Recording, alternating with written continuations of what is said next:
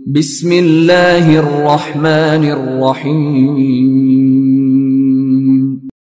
Iqra बिस्मि रब्बिकल्लज़ी खलक़।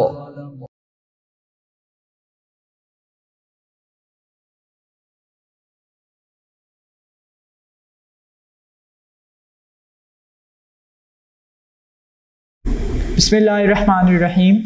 Dear parents and students, Assalamu alaikum. In the previous lectures, we have completed our second chapter of our 9th class physics book, which was kinematics. Today, we are going to start our third chapter and the next chapter, which is dynamics. Dynamics mechanics की ही branch है जो कि physics में branches of physics में first chapter में आप discuss करके आए हैं. There are two branches of mechanics. One is kinematics and the other is dynamics.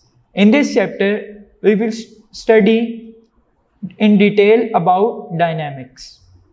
So first of all, like in the previous chapter, when we were going to start our previous chapter, I read something about student learning outcomes and investigation skills and related to science, technology and society connection. So इस बार भी हम उसी से start लेंगे. What will be the learning outcomes after studying this chapter or after understanding the concepts in this chapter? So I will read these one by one. Number one है आपके पास define momentum, force, inertia, friction and centripetal force. ये जितने भी आपके पास concepts हैं या जितने भी डेफिनेशंस हैं आपके पास जिनमें momentum, force, inertia, friction and centripetal force, ये डेली लाइफ में यूज़ होने वाली चीज़ें हैं. इनके जो concepts, when you will study the concepts of these force, inertia, momentum and centripetal force, you will realize that these quantities, these physical quantities have a big role and have an important role in our daily life, directly or indirectly. So we will define these terms after reading this chapter. Number two, solve problems using the equation force is equal to change in momentum divided by change in time.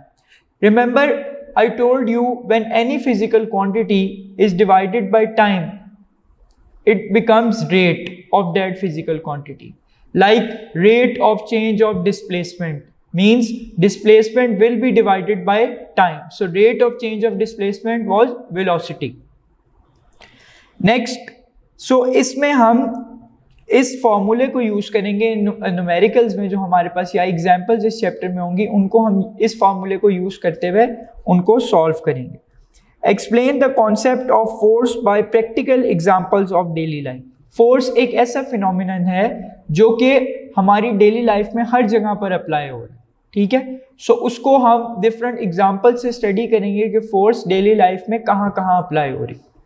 Next, state Newton's law of motion. मैंने आपको शायद ये पिछले lecture में भी बताया था कि फिजिक्स की जो बेस थी, फिजिक्स की जो बुनियाद थी मेन, वो इस साइंटिस्ट ने रखी थी, न्यूटन ने. इसका आपने एक जो है इंसिडेंट सुना या वाकया सुना होगा जिसमें वो अपने गार्डन में बैठा हुआ था, ये न्यूटन साइंटिस्ट जो था. तो इसने क्या देखा कि दरख्त से एक एप्पल फॉल किया ग्राउंड की तरफ. तो वहाँ से उसके जहन में ग्रेविटी का कॉन्सेप्ट आया था या फोर्स ऑफ ग्रेविटी का कॉन्सेप्ट आया था. तो वहाँ से जो बेस जो कि फिजिक्स की बनना स्टार्ट हुआ, फिर आगे फिजिक्स ने इतनी ज़्यादा डेवलपमेंट की और नए नए कॉन्सेप्ट आए. Different scientist presented different theories about physics. अब तो मॉडर्न फिजिक्स आ गई जिसमें हम और ज़्यादा नई चीज़ों को डिस्कस करते हैं, क्वांटम थ्योरी वगैरह को, और ज़्यादा जो हमारे पास थ्योरीज हैं जिसमें थ्योरी ऑफ रिलेटिविटी है, आइंस्टाइन की थ्योरी है, जिसको बहुत ज़्यादा मॉडर्न फिजिक्स में यूज़ किया जाता है. सो ये जो न्यूटन था, इसने फिजिक्स की बेसिकली बेस रखी थी.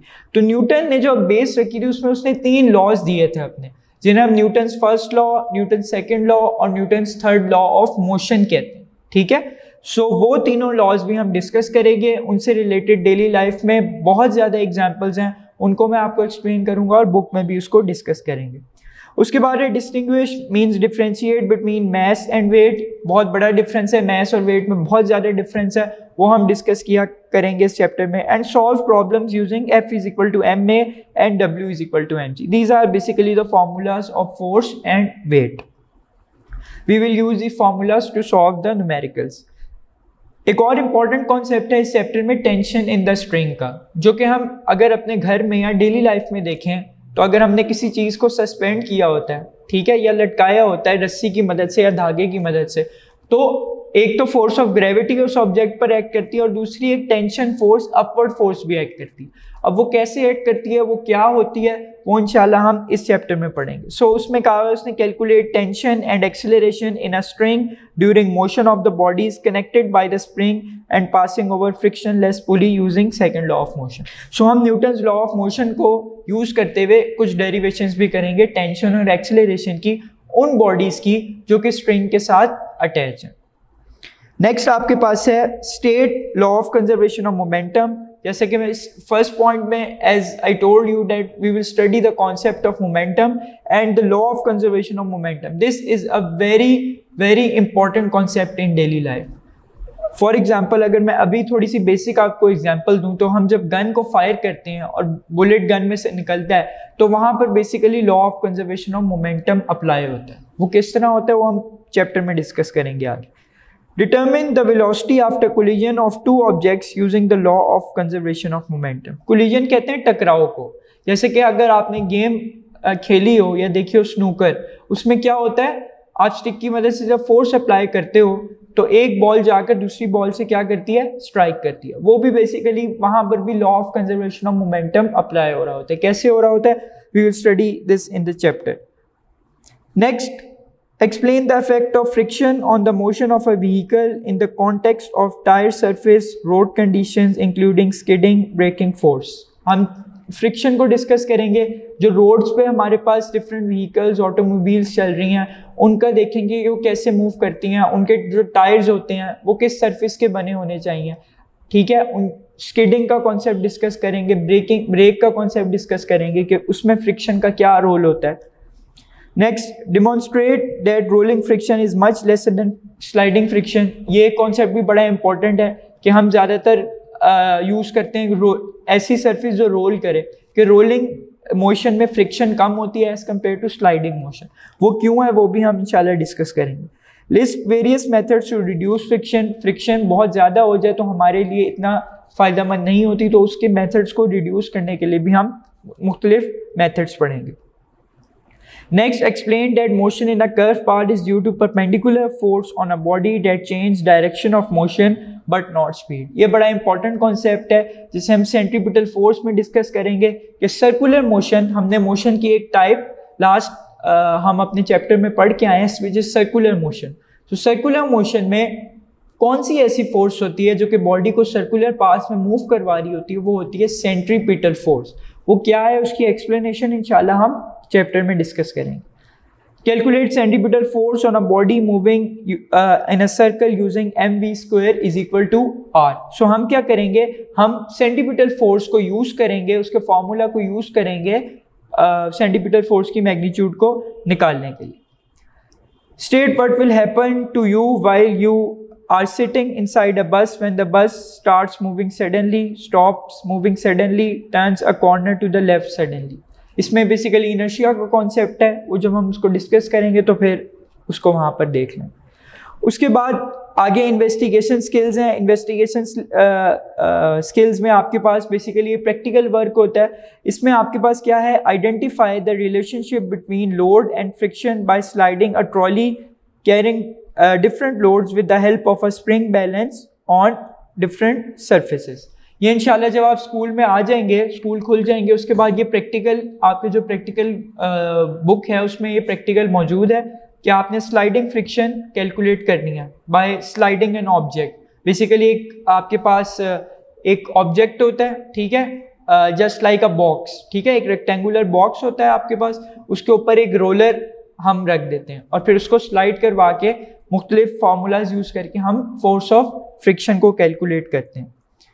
सो वो हम प्रैक्टिकल में देखेंगे। उसके बाद लास्ट है आपके पास, जो कि मैंने लास्ट टाइम बहुत ब्रीफली आपको बताया था, science, technology and society connection, जिसमें मैंने आपको एक ट्रायंगल बनाई थी, ट्रायंगल बना के दिखाया था कि ये जो ट्रायंगल है इसके तीनों कॉर्नर्स पे एक तरफ है साइंस, एक तरफ है टेक्नोलॉजी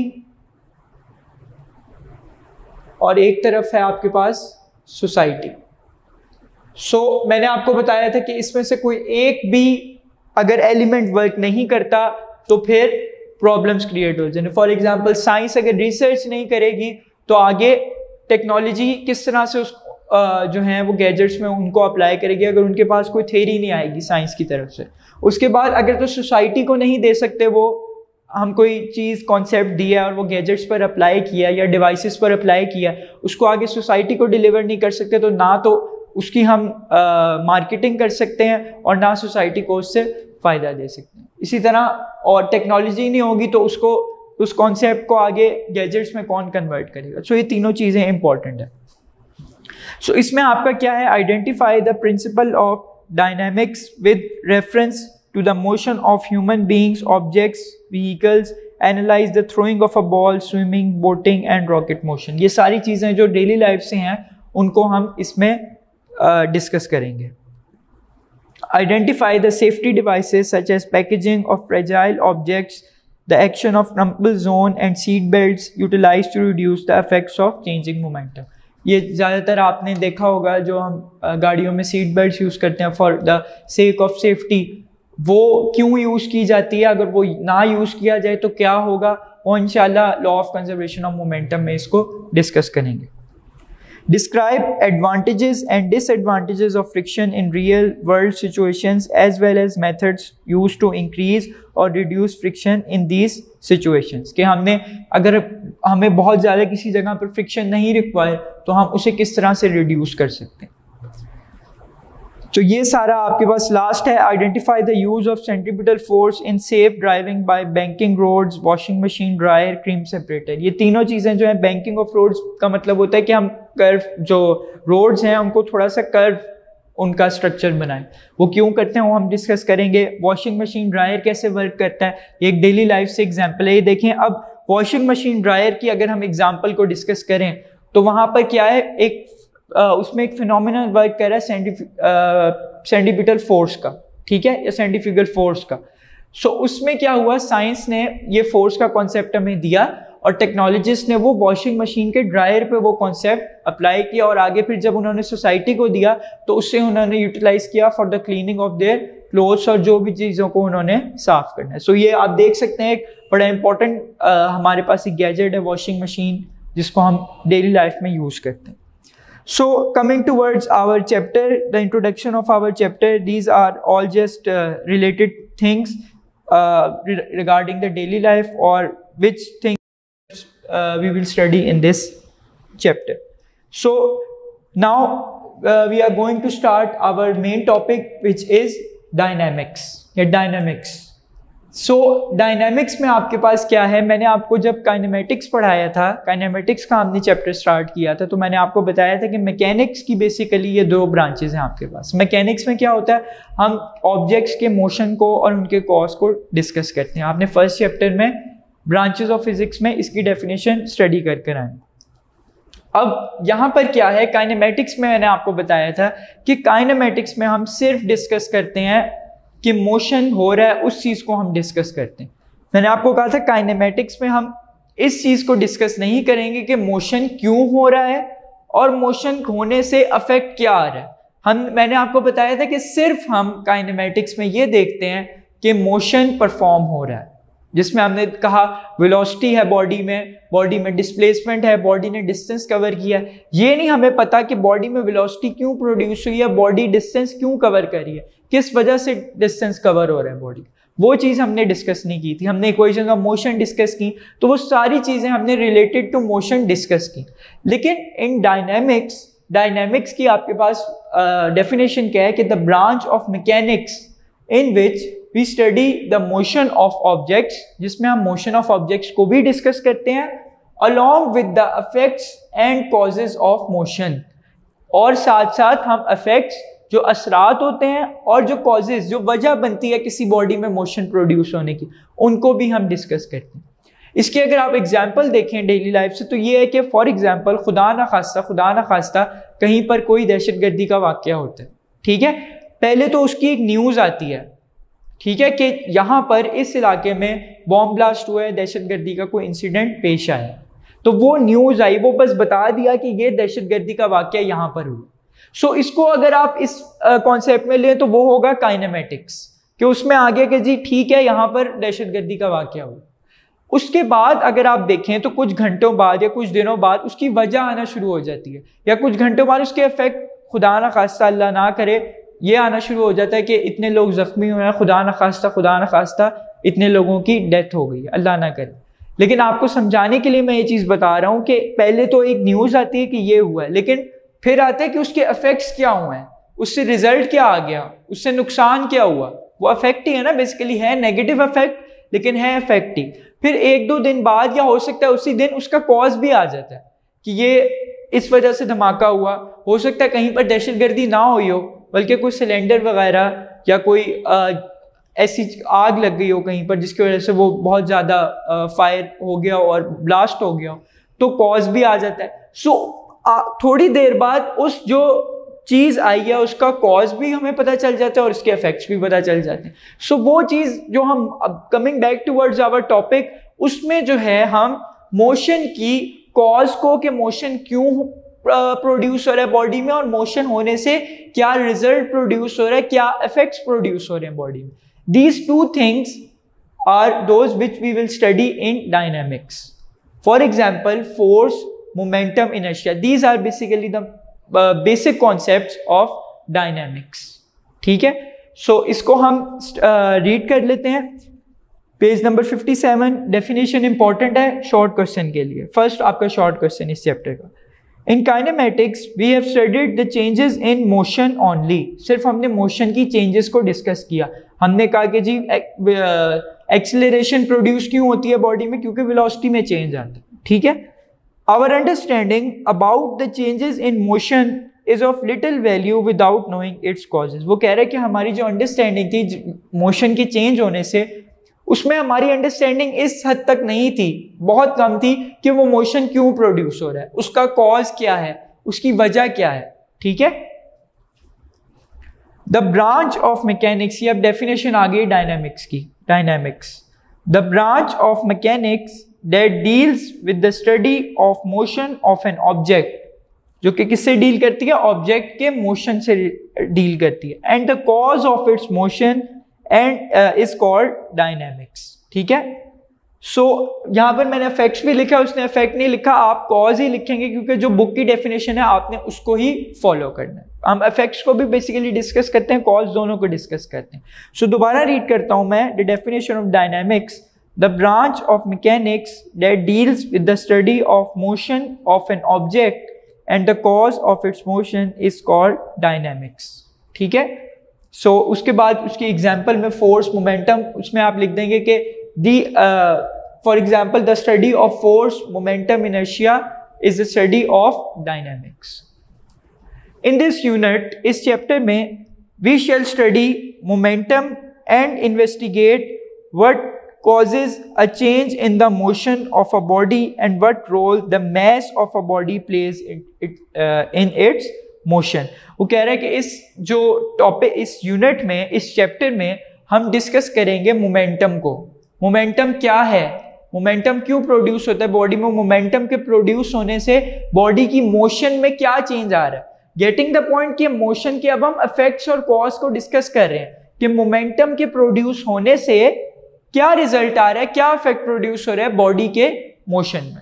और सेकेंडली वो कह रहा है कि बॉडी के मैस का क्या इफेक्ट है बॉडी के मोशन में, कि अगर मैस ज्यादा होगा तो मोशन ज्यादा होगा या कम होगा, मैस कम होगा तो मोशन ज्यादा होगा या कम होगा। सो अब हमने सिर्फ मोशन को डिस्कस नहीं करना इस चैप्टर में, हमने उसके साथ साथ we will study its effects and its related things along with the motion of the body. For example momentum, force, inertia, Newton's law of motion, इसी तरह law of conservation of momentum, centripetal force, ये सारी चीजें हम इस जो आपके पास chapter है उसमें डिस्कस करेंगे। This inquiry leads us to the concept of force. We shall also study the laws of motion and their applications. मैंने आपको जिससे बताया न्यूटन के लॉज डिस्कस करेंगे, first law, second law, third law, और उनकी एप्लीकेशंस भी डिस्कस करेंगे। So now let's move towards our first topic, which is force. So what is force? First look at the definition of force. Page number 58 पर force की definition दी गई है pink box में। सबसे पहले उस डेफिनेशन को रीड करते हैं। फोर्स क्या है? अ फोर्स मूव्स और टेंड्स टू मूव, कि फोर्स मूव करवाती है या मूव करवाने की कोशिश करती है, ठीक है। स्टॉप्स और टेंड्स टू स्टॉप, या तो वो मूव करवाएगी या मूव करवाने की कोशिश करेगी, या तो वो स्टॉप करवाएगी और स्टॉप कराने की क्या करेगी? कोशिश करेगी, ठीक है। इसकी एग्जाम्पल क्या है? फॉर एग्जाम्पल आप गाड़ी को क्या कर रहे हैं? आप गाड़ी को धक्का लगा रहे हैं, ठीक है। अब आप गाड़ी को धक्का लगा रहे हैं, आप उस पर क्या कर रहे हैं? आप फोर्स अप्लाई कर रहे हैं, आप उसको मूव करवाना चाह रहे हैं, मूव करवाने की कोशिश कर रहे हैं, ठीक है। उसके बाद है स्टॉप्स और टेंड्स टू स्टॉप। इसकी एग्जाम्पल किस तरह आ सकती है? इसकी एग्जाम्पल इस तरह आ सकती है कि आप जो है वो गाड़ी के आगे खड़े हो जाएं, ठीक है। गाड़ी के आगे खड़े हो जाएं, गाड़ी मूव करिए, आप आगे आ जाएं गाड़ी के और उसको रोकने की कोशिश करें, तब भी बेसिकली आप वो जो एक्सीलरेटर है, जो फोर्स अप्लाई हो रही है, उसके ऑपोजिट आप एक फोर्स अप्लाई करें जिसकी वजह से आप उसको रोकना चाह रहे हैं, स्टॉप करवाना चाह रहे हैं।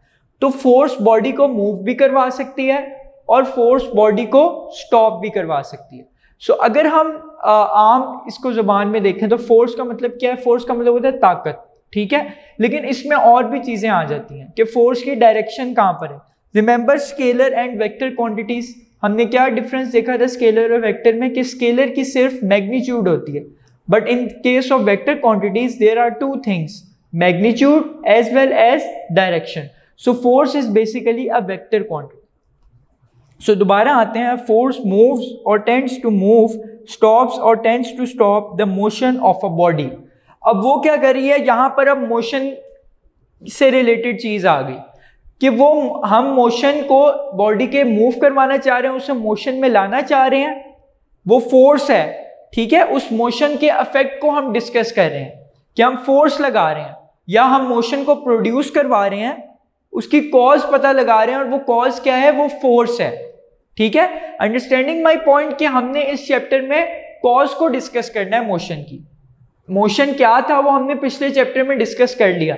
इस चैप्टर में we will study about the cause of motion. So force is basically the cause of motion, जो कि उसको मूव करवा रही, ठीक है। दोबारा पढ़ते हैं, अ फोर्स मूव्स और टेंड्स टू मूव, स्टॉप्स और tends to stop the motion of a body, कि बॉडी की मोशन को या तो वो मजीद बढ़ाएगी या प्रोड्यूस करेगी उसके अंदर मोशन, या तो उसके मोशन को क्या करेगी? स्टॉप करेगी। दोनों केसेस में हमें फोर्स रिक्वायर है, कोई ताकत लगानी पड़ेगी हमें। द फोर्स कैन, ये तो फर्स्ट पार्ट है डेफिनेशन का जो पढ़ लिया हमने। नेक्स्ट क्या है? The force can also change the direction of motion of a body, कि फोर्स डायरेक्शन भी चेंज कर सकती है बॉडी के मोशन की। कैसे चेंज कर सकती है? हम इसकी डेली लाइफ से एग्जांपल देखते हैं क्रिकेट की। क्रिकेट की किस तरह एग्जांपल हम देखते हैं कि जब बॉलर आकर बॉल कराता है, ठीक है, और जब बैट्समैन क्या करता है? बैट्समैन बॉल को हिट करता है, स्ट्रेट मारता है या ऑफ साइड पे मारता है, लेग साइड पर फ्लिक करता है। वो बेसिकली क्या कर रहा है? जो मोशन है बॉल की, ठीक है, वो बैट की मदद से फोर्स लगाकर उस जो डायरेक्शन है उसके मोशन की बॉल की, उसको चेंज कर रहा है।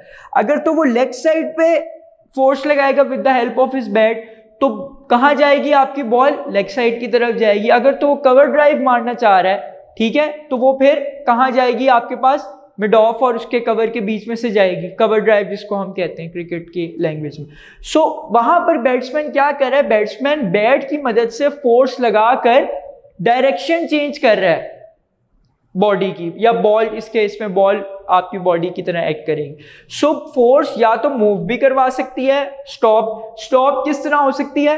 कि अगर तो आकर जो ब्लॉक करता है बिल्कुल बैट्समैन, ठीक है, बॉल आती है, बैट्समैन डिफेंस करता है, ब्लॉक करता है उसको, बिल्कुल मतलब बिल्कुल डिफेंस कर लेता है, उसको मूव नहीं होती बॉल, आकर उसको वहीं स्टॉप कर देता है। या तो वो स्टॉप करवाएगा या उसकी वो मोशन को और बढ़ाएगा, स्ट्रेट मार सकता है, या तो उसकी डायरेक्शन को चेंज करे, पुल मारे, हुक मारे, या कवर ड्राइव मारे, या कट मारे, तो वहां से क्या हो सकती है? उसकी डायरेक्शन भी चेंज हो सकती है। तो फोर्स मूव भी करवा सकती है, फोर्स स्टॉप भी करवा सकती है, और फोर्स क्या कर सकती है? डायरेक्शन ऑफ मोशन को भी चेंज कर सकती है। क्या अगर स्ट्रेट आ रही थी बॉल तो उसने उसको लेग साइड की तरफ खेलकर डायरेक्शन को चेंज कर दिया। सो उसके अलावा एक और भी चीज होती है कि शेप या साइज को भी चेंज कर सकती है फोर्स। कैसे? इसकी बुक में बड़ी अच्छी एग्जांपल दी हुई है कि अगर आप एप्पल को कट करते हैं, ठीक है, तो आप जो आपकी नाइफ होती है या छुरी जो होती है उसके आप जो शार्प एज है उसको अप्लाई करते हैं एप्पल पर, ठीक है, उसका जो छिलका होता है उसके ऊपर, तो आप बेसिकली क्या कर रहे हैं, उसकी साइज को चेंज कर रहे हैं, या उसकी जो छिलका ऊपर से उतार रहे हैं उसकी शेप को चेंज कर रहे हैं। आप उसको कट कर रहे हैं, बेसिकली कट किसकी मदद से कर रहे हैं? With the help of knife, और अपने हैंड की मदद से फोर्स लगा रहे हैं और उसकी शेप को या उसके साइज को क्या कर रहे हैं? चेंज कर रहे हैं। तो हमने देखा कि या तो वो मूव करवा सकती है फोर्स, नंबर 1, नंबर 2 स्टॉप करवा सकती है, ठीक है, या पोजीशन या डायरेक्शन को भी चेंज करवा सकती है, या शेप और साइज को भी फोर्स चेंज कर सकती है, ठीक है। सो ये बड़ा इंपॉर्टेंट, डेली लाइफ में इतने ज्यादा आपके इसके पास एग्जांपल्स फोर्स की मिलेंगी आपको। उसके अलावा इसमें चैप्टर में आगे जाकर मजीद हमने पढ़ना है सेंटीमीटर फोर्स को। वो फोर्स कहाँ अप्लाई होती है? जब बॉडी सर्कुलर पाथ में मूव करती है, तो फोर्स हर जगह अप्लाई हो रही होती है। इस वक्त अगर हम खड़े हुए हैं तो हमें जो अर्थ अट्रैक्ट कर रही है अपनी तरफ, वो फोर्स ऑफ ग्रेविटी की वजह से कर रही है, वो भी फोर्स है, ठीक है, वो हमें मूव करवाना चाह रही है, ठीक है, लेकिन हम क्योंकि बैलेंस हैं, हम पर सारी जो फोर्सेस पड़ रही हैं वो बैलेंस है, इस वजह से हम स्टेशनरी हैं बिल्कुल। सो इसकी डेफिनेशन आपने देख ली, उसके बाद आप इसकी एग्जांपल में ले सकते हो कि you can cut an apple with a knife by pushing its sharp edge into the apple. Thus, a force can also change the shape or size of a body on which it acts. पिछले page पर अगर आप आए तो figure 3.2 में जो batsman है उसने क्या लिखा? फिगर 3.2 में ball is turn into different direction as it is pushed by the batsman. यही मैंने आपको बताया कि बॉल आ रही है और वो उसको अगर ऑफ साइड पे मारे तो वो उसकी बेसिकली डायरेक्शन को चेंज करे, कि जब वो बैट से हिट करती है, फोर्स अप्लाई होती है with the help of hands, four arms या रिस्ट की मदद से, तो फिर क्या होती है? बॉल की डायरेक्शन चेंज हो जाती है। फिगर 3.3 में अगर आप देखें, boy is pushing the ball, ठीक है। सो इसको एक दफा पढ़ते हैं। फोर्स में क्या लिखा हुआ है? We can open a door either by pushing और पुलिंग इट, ठीक है। हम डोर की एग्जांपल ले लें, उसमें भी हम फोर्स अप्लाई करते हैं, ठीक है, मूव मोशन प्रोड्यूस करते हैं। द पुश अच्छा, उसके बाद figure 3.1 shows a man pushing a cart, ठीक है। आप देख सकते हैं उसमें फिगर 3.1 में जो जिसे आप एक रेडी है और उसको वो पर्सन है उसको चला रहा है, ठीक है।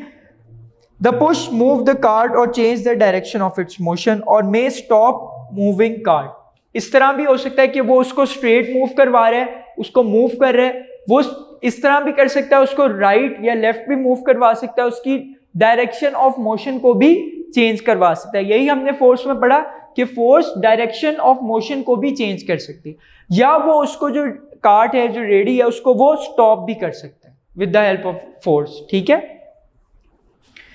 सो फिगर 3.1 आपके पास हो गई। A batsman in figure 3.2 is changing the direction of a moving ball by pushing it with his bat. A force may not always cause a body to move. जैसे कि हमने कहा कि वो बॉडी को स्टॉप भी करवा सकती है फोर्स, ठीक है, मूव भी करवा सकती है, स्टॉप भी करवा सकती है। सो जरूरी नहीं है, it is not essential that always the force will move the body, ठीक है। In every case the force will move the body, sometimes the force will stop the body, ठीक है। Look at the picture shown in figure 3.3. A boy is pushing the wall and is thus trying to move it. ठीक है, boy क्या कर रहा है? वो push कर रहा है वॉल को, लेकिन वॉल का क्योंकि मैस बहुत ज्यादा है, ठीक है, तो उस वजह से वो स्टेशनरी है, वॉल मूव नहीं कर रही, बल्कि बॉय की थोड़ी थोड़ी सी मोशन हो रही है, ठीक है। तो ऑलवेज जो है मोशन प्रोड्यूस नहीं होती, कभी कभी स्टॉप भी हो जाती है body. Could he move the wall? नहीं कर सका क्योंकि मैस बहुत ज्यादा है वॉल का।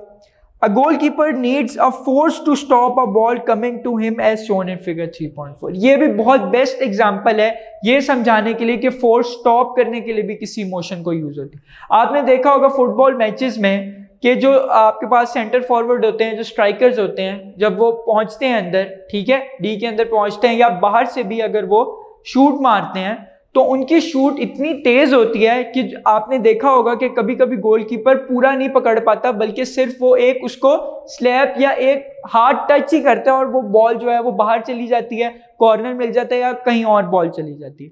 तो वो गोलकीपर क्या कर रहा है, वो गोलकीपर जो शूट मारी थी, ठीक है, स्ट्राइकर ने जो शूट मारी थी, उस शूट से उसने क्या किया था, फोर्स जनरेट की थी और उस फुटबॉल में मोशन प्रोड्यूस हुई थी। अब गोलकीपर का काम क्या है कि उसने उसकी मोशन को, जो फुटबॉल उसकी तरफ आ रही है, उसने उसकी मोशन को स्टॉप करना है, उसने रोकना है, क्योंकि उसने कीप करना है ना गोल को, उसने बचाना है गोल को।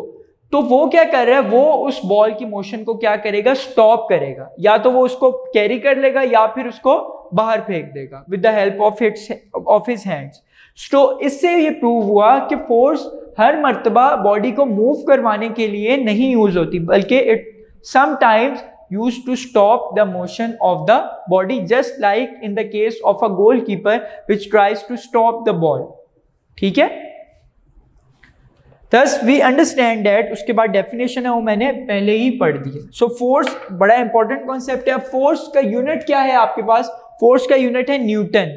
न्यूटन वही जो साइंटिस्ट का मैंने आपको बताया था, ठीक है। और रिमेंबर आपके पास this is work for day 2। Day 1 में हमने बेसिकली चैप्टर का इंट्रोडक्शन और डायनामिक्स की डेफिनेशन डिस्कस की थी। अब डे 2 हमारा स्टार्ट हो गया है। डे 2 में हम फोर्स और इनर्शिया के कॉन्सेप्ट को डिस्कस करेंगे।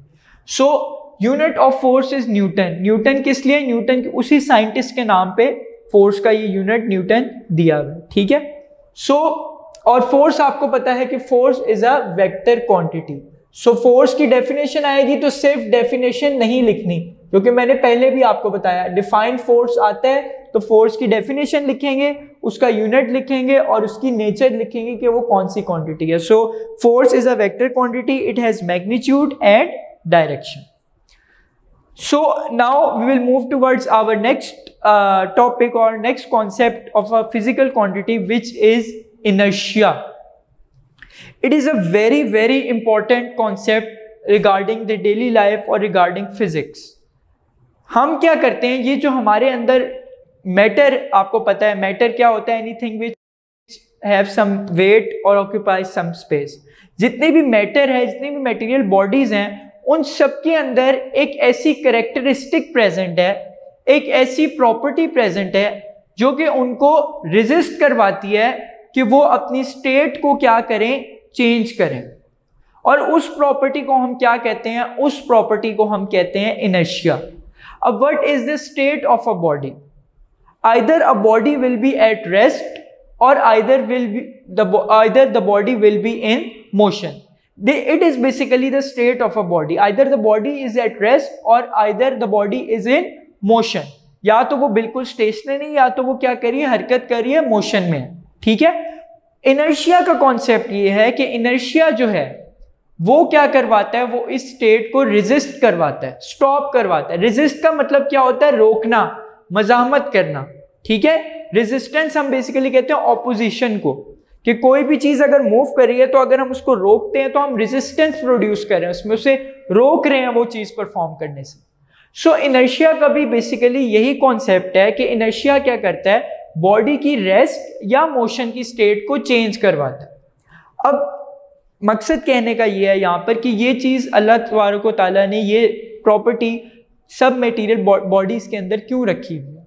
ये इसलिए रखी हुई है कि अगर तो ये प्रॉपर्टी ना होती तो या तो सारी जो चीज़ें हैं इस यूनिवर्स में, या तो वो रेस्ट पर होती, वो हमेशा से रेस्ट पर ही होती, या तो वो मूव ही करती रहती, हमेशा मोशन में ही रहती। फॉर एग्जाम्पल, मैं अगर यहाँ खड़ा हूँ तो मैं अगर तेज पंखा चला दूँ तो मैं अगर रेजिस्ट नहीं करूँगा अपने आप को, ठीक है, तो वो पंखा मुझे उड़ा ले जाएगा। या ये जितनी भी यहाँ पर चीज़ें पड़ी हुई हैं, ये डाइस पड़ा हुआ है, मार्कर्स हैं, ये डस्टर है, और चीज़ें अगर पड़ी हुई हैं, कैमरा पड़ा हुआ है, तो अगर अल्लाह ताला ने उनके अंदर वो प्रॉपर्टी ना रखी होती इनर्शिया की, जो रेजिस्ट करवाती उनको मोशन में आने से या रेस्ट में आने से, तो फिर इस कायनात का निज़ाम अजीब ही होना था।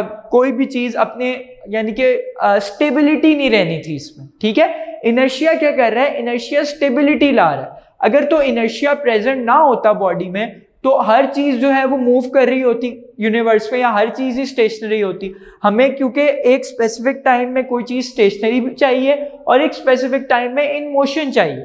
सो ये इनर्शिया का कॉन्सेप्ट है कि इनर्शिया क्या करता है, इनर्शिया सारी जो मटेरियल बॉडीज हैं उनमें एक स्टेबिलिटी मेंटेन करता है। So what is inertia? First इसकी डेफिनेशन को देखते हैं, page number 58। Inertia of a body is its property due to which it resist any change in its state of rest और मोशन। कि वो बॉडी की एक ऐसी प्रॉपर्टी है जो कि रेजिस्ट करवाती है, उससे रोकती है कि वो अपनी स्टेट को क्या करे, चेंज करे। और वो स्टेट क्या है, या तो वो रेस्ट की स्टेट होगी या फिर वो किसकी स्टेट होगी, वो मोशन की स्टेट होगी। ठीक है, सो इसमें जो कॉन्सेप्ट था बेसिकली, जो साइंटिस्ट एक है, इसको मैं पढ़ भी देता हूं कि Galileo observed that it is easy to move or to stop light objects then heavier ones. उसने ये चीज ऑब्जर्व की, गैलीलियो को आपने पिछले चैप्टर में भी हमने इसके बारे में थोड़ा पढ़ा था कि यहाँ ये बता रहा है कि लाइट जो ऑब्जेक्ट्स होते हैं जिनका मैस कम होता है, उनको रोकना या स्टॉप करना ज़्यादा इजी है as compare to heavier ones, जिनका मैस बहुत ज़्यादा होता है। क्यों ज़्यादा होता है? बिकॉज इनर्शिया और मैस आपस में इंटर रिलेटेड हैं। जितना बॉडी का मैस ज़्यादा होगा, ठीक है, फॉर एग्जाम्पल अगर मैं कहता हूँ यहाँ पर कोई बड़ा हेल्दी या मोटा आदमी आ जाए, ठीक है, और वो एकदम से दरवाजा तोड़ के यहाँ आ जाए और मैंने उसको रोकना है, ठीक है, तो उसका मैस बहुत ज्यादा है, मैं उसको नहीं रोक पाऊंगा। मैं क्या करूंगा, मैं उसके इनर्शिया को बेसिकली तोड़ना चाहूंगा, मैं रेजिस्ट करवाऊंगा उसको कि वो अपनी मोशन को कंटिन्यू ना करे। ठीक है, लेकिन उसका मैस ज्यादा है तो वो जो रेजिस्ट करवा, क्योंकि उसके जहन में उसके लिए ये चीज है कि मैं उसको क्या करवा रहा हूं, उसकी मोशन की स्टेट को रेजिस्ट करवा रहा हूं। ठीक है, एक बड़ा हेल्दी आदमी यहां पर आ जाता है तो मैं उसको रोकना चाह रहा हूं, उसको स्टॉप करवाना चाह रहा हूं, उसकी जो स्टेट ऑफ मोशन है, उसकी स्टेट ऑफ मोशन को मैं रेजिस्ट करवाना चाह रहा हूं। ठीक है, इनर्शिया यही है ना कि इनर्शिया उसको रेजिस्ट करवा रहा है उसकी स्टेट चेंज करने के लिए कि भाई तुम मोशन में हो, आप रेस्ट पर आ जाओ। लेकिन वो क्योंकि उसका मैस बहुत ज्यादा है तो उसके अंदर जो रेजिस्ट करने की एबिलिटी है, मेरी फोर्स को अपनी स्टेट चेंज करने के लिए, मेरी फोर्स को जो उसके अंदर रेजिस्ट करने की एबिलिटी है, या इन अदर वर्ड्स उसके अंदर जो इनर्शिया है वो ज्यादा है। क्यों? बिकॉज उसका मैस बहुत ज्यादा है, उसके अंदर वो जो रेजिस्ट करने की एबिलिटी है, मेरी फोर्स को कंट्रोल करने की एबिलिटी जो है वो बहुत ज्यादा है। उसके अलावा अगर मेरे जैसा, मेरी हेल्थ का कोई यहाँ पर आ जाता है मुझसे भी कम, तो उसको रोकना क्या हो जाएगा, आसान हो जाएगा। उसकी जो स्टेट ऑफ मोशन है उसे रेजिस्ट करना बड़ा इजी हो जाएगा क्योंकि उसके अंदर इनर्शिया कम है। ठीक है, उसके अंदर इनर्शिया की जो प्रॉपर्टी है जो कि उसको रेजिस्ट करवा रही है कि नहीं तुम मोशन में ही जाओ, तुम स्टॉप ना करो। ठीक है, उसके अगेंस्ट मेरी जो फोर्स है उसके अगेंस्ट वो चाह रही है कि मोशन में ही रहे, लेकिन उसके अंदर क्योंकि मैस कम है, इनर्शिया की वो जो प्रॉपर्टी है वो मेरी फोर्स को रेजिस्ट करने की वो कम होगी और वो स्टॉप कर जाए। So this is the concept of inertia. Galileo ने जो ऑब्जर्व किया था कि जो लाइटर ऑब्जेक्ट्स हैं उनको रोकना, स्टॉप करना या मूव करना ज्यादा आसान है as compare to heavier ones. Heavier objects are difficult to move or if moving then difficult to stop, कि उनको मूव करवाना भी मुश्किल है और उनको जब मूव कर जाए तो स्टॉप करवाना भी मुश्किल है। ठीक है, न्यूटन कंक्लूडेड का मतलब रिजल्ट निकालना, that every body resist to the change in its state of rest or of uniform motion in a straight line। Newton ने क्या देखा, न्यूटन ने हमें बताया कि अगर कोई बॉडी स्ट्रेट लाइन में मूव कर रही है तो उसको उसकी मोशन को रेजिस्ट करवाना, दोबारा से उसको पढ़ते हैं, Newton concluded that every body resist to its change in states of rest और मोशन। मतलब वो मोशन में जा रही है, ठीक है, हम क्या कर रहे हैं, हम उसकी जो स्टेट है उसको चेंज कर रहे हैं फ्रॉम मोशन टू रेस्ट, हम उसे लाना चाह रहे हैं from motion to rest. Newton ने हमें बताया कि जितनी भी बॉडीज इस यूनिवर्स में प्रेजेंट है उनके अंदर एक प्रॉपर्टी है। क्या प्रॉपर्टी है? कि वो रेजिस्ट करती हैं, अगर वो स्ट्रेट लाइन में मूव कर रही हैं तो वो रेजिस्ट करती हैं अपनी चेंज इन स्टेट को होने से। चेंज इन स्टेट को अपनी स्टेट को चेंज होने से रेजिस्ट करने का मतलब ये है कि वो मोशन पर से रेस्ट में आने को क्या कर रही हैं, वो मोशन से रेस्ट में आने को रेजिस्ट कर रही हैं, रोक रही हैं। ठीक है, इस प्रॉपर्टी को उसने कहा कि ये प्रॉपर्टी क्या है, ये प्रॉपर्टी है इनर्शिया। इसमें हम इंशाल्लाह नेक्स्ट लेक्चर में Newton's first law of motion भी पढ़ेंगे, जो कि क्या था, न्यूटन्स लॉ ऑफ इनर्शिया भी उसको कहा जाता है। वो हम इंशाल्लाह नेक्स्ट लेक्चर में डिस्कस करेंगे। So coming back towards our topic, inertia क्या कर रहा है? इनर्शिया बॉडी की जो स्टेट है उसको चेंज करवाने से रोक रहा है, ठीक है। यही बेसिकली आपका मैंने जो स्टार्ट में बताया कि यही अल्लाह ताला ने इस तरह का निज़ाम रखा हुआ है कि अगर इनर्शिया प्रेजेंट ना हो तो इस तरह तो हर कोई रोक देगा किसी भी ऑब्जेक्ट को। अगर इनर्शिया प्रेजेंट ना हो तो हर कोई स्टेशनरी हो जाएगा, हर कोई एक दूसरे को रोक देगा, तो फिर यूनिवर्स में एक स्टेबिलिटी मेंटेन नहीं होगी। उसको मेंटेन रखने के लिए अल्लाह ताला ने ये प्रॉपर्टी सब मटेरियल्स में रखी है, which is inertia. So he called this property of matter as inertia. He related the inertia of a body with its mass. बहुत बहुत इंपॉर्टेंट एमसीक्यूज है, ठीक है, मैंने यहां पर लिखा हुआ भी है, इसको मैं कर देता हूं इंपॉर्टेंट एमसीक्यूज के इनर्शिया ऑफ अ बॉडी। ये 2-3 दफा बोर्ड के पेपर में आ चुका है कि inertia of a property, inertia of a body, sorry property मैंने कह दिया, inertia of a body depends on its mass.